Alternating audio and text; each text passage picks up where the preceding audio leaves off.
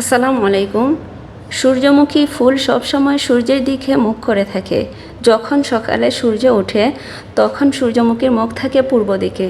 বেলা বাড়ার সাথে সাথে সূর্য দক্ষিণ আকাশে ঘুরে পশ্চিম দিকে যেতে শুরু করে। সূর্যমুখীর মুখও সূর্যকে অনুসরণ করে ঘুরতে থাকে। সন্ধ্যায় পশ্চিম দিকে মুখ করে সূর্যমুখীর সূর্যকে অনুসরণের প্রক্রিয়া শেষ হয়। এটা কেন হয়? সূর্যের দিকে মুখ করে থাকার বৈজ্ঞানিক কারণটাই বা কী? সূর্যমুখীর সূর্যের দিকে তাকিয়ে থাকার এই প্রক্রিয়াকে বলা হয় হেলিওট্রপিজম। এই প্রক্রিয়ার পিছনে রয়েছে কিছু গুরুত্বপূর্ণ বৈজ্ঞানিক ব্যাখ্যা। সূর্যমুখী ফুলের সূর্যের দিকে মুখ করে থাকার পেছনে প্রধানত উদ্ভিদের বৃদ্ধি হরমোন আউক্সিন কাজ করে। সূর্যের আলো যেদিকে কম পড়ে সেদিকে আউক্সিনের ঘনত্ব বেড়ে যায়। এর ফলে ওই দিকের কোষগুলো বেশি বৃদ্ধি পায় এবং ফুলটি সূর্যের দিকে বাঁকা হয়ে যায়। সূর্যোদয় থেকে সূর্যাস্ত পর্যন্ত সূর্যমুখী ফুলটি সূর্যের সাথে সাথে পশ্চিম থেকে পূর্ব দিকে ঘুরে। এই প্রক্রিয়াটি তরুণ সূর্যমুখী ফুলের ক্ষেত্রে বেশি দেখা যায়। সন্ধ্যার সময় সূর্যমুখী আবার পূর্ব দিকে ফিরে আসে যাতে পরের দিনে সূর্যোদয়ের জন্য প্রস্তুত থাকে। এই প্রক্রিয়া তাদের বৃদ্ধি ও পরিপক্কতার জন্য গুরুত্বপূর্ণ।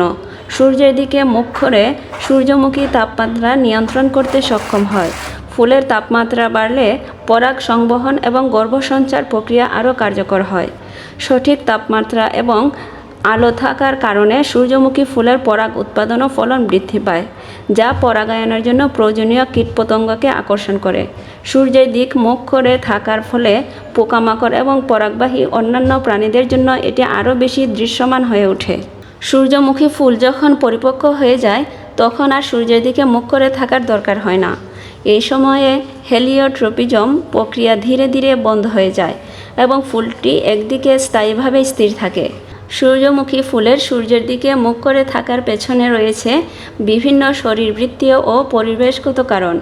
এই প্রক্রিয়াটি শুধুমাত্র তাদের বৃদ্ধি ও পরাগায়ন প্রক্রিয়াকে সহজ করে না, বরং এটি তাদের জীবনের একটি অপরিহার্য অংশও বটে।